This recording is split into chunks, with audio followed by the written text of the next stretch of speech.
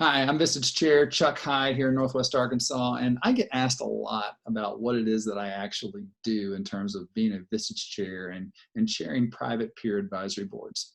A couple of years ago, Inc. magazine released a two-page article. It's called Finding Your Tribe. And they were using the more generic kind of global view of mastermind groups and what they are. And they specifically spoke to 5 components of what a good mastermind group would include.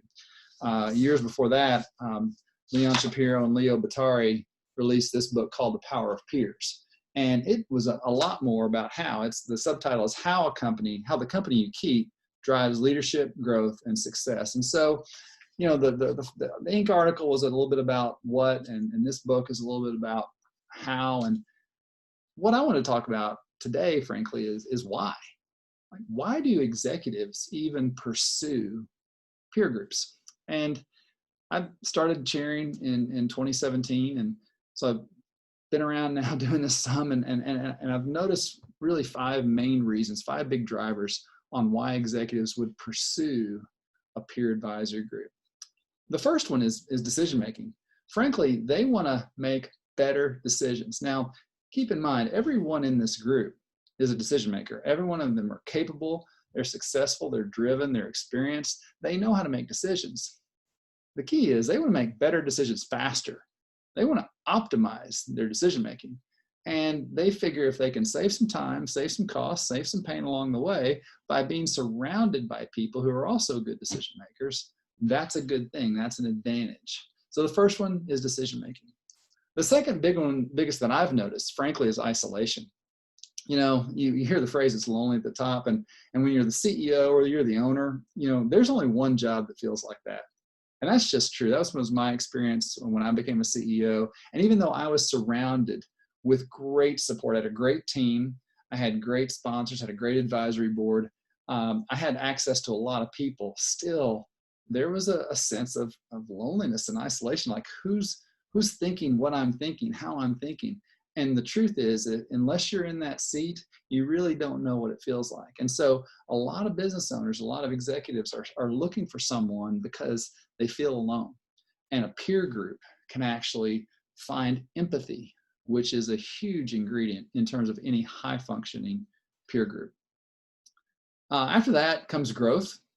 Growth is something that we're all interested in, but it's growth by definition takes you a place you've never been.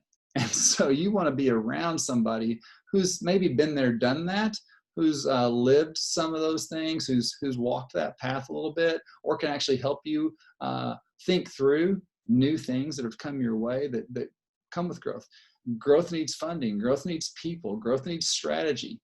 And so, again, executives will find support and perspective around the opportunity for growth and the growing pains that it brings through their peer group. Change is the other big one, right? So change just happens. We've been talking about change for years, and at this point, the only thing that we can count on is that change will happen, and it's going to continue to happen at an increased level of complexity and an increased velocity. And so, again, these leaders are saying, I just want to be surrounded by people who are going to help me think through it. I know it's coming. I don't know what's going to happen. But if I'm surrounded by really capable, smart people that I trust and I value their perspective and their input and their skill sets, then I'm more equipped, I'm more positioned to respond or even anticipate things that are coming my way. And then really the last thing I'd throw out there, and you particularly see this one with people who own the business, is that of accountability.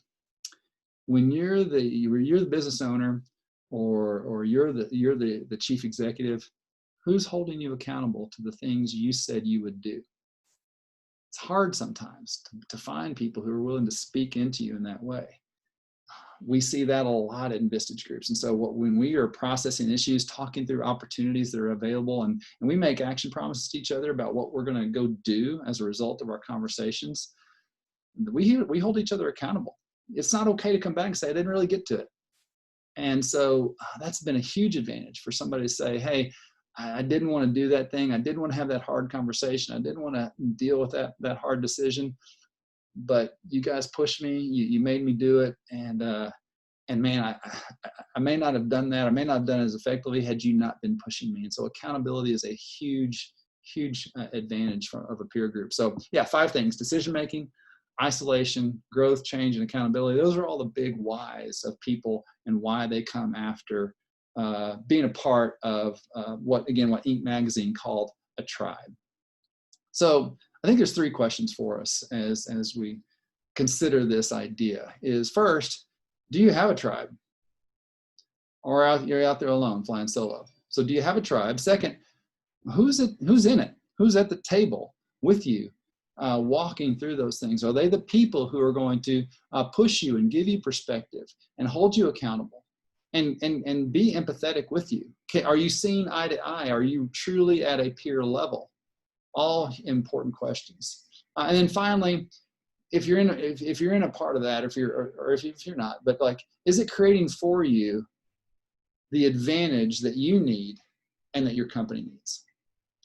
So do you have a tribe? Who's at it? And is it creating the advantage for you? And that's just something I wanted to share. Again, kind of going, we've talked about the what, we've talked about the hows, but this idea of why we do what we do. It's tremendously rewarding for me, and I hope that's helpful perspective for you in your leadership journey. Thanks.